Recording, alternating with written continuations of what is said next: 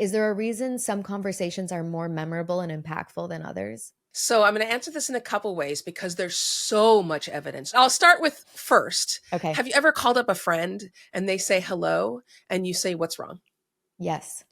That is how quickly some extremely sophisticated and nuanced information is translated to your brain just through the sound of somebody's voice. Oh, Our voices are uniquely evolved and designed to communicate meaning in a way that no written communication, I mean, written communication is pretty recent in our yeah. history. Yeah. For most of our history, our culture, our knowledge was passed down just through our voices. We got really good at communicating meaning through the sound of your voice. So that if you ask me to do something and I say, maybe, that's really different than me going, maybe, right? Yep.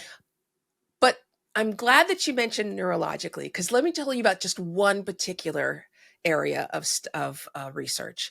And it's a research into a phenomenon that's known as neural coupling.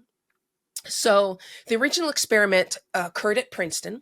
Uri Hassan wanted to figure out what actually happens in the brain when somebody really clicks in. Like we know what it looks like in the brain when someone's really listening, right? First of all, it lights up like crazy. Like listening uses a huge amount of your gray cells.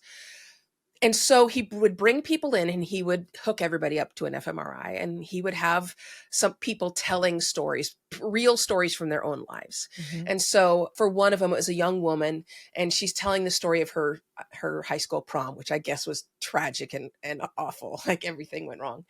And then he had everybody come in and listen to her story. And what they discovered they never expected, which was that when the participants began to listen in an engaged way, their brain waves began to move in exact sync with hers.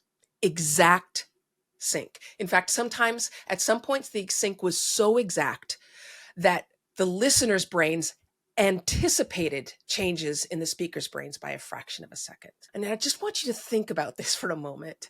Yeah. This is what we try to replace with emojis, right? Nothing against emojis, but that is mind meld. Mm-mm. That is the kind of authentic connection, the kind of bond you can create with a complete stranger through the most analog equipment that there is, right?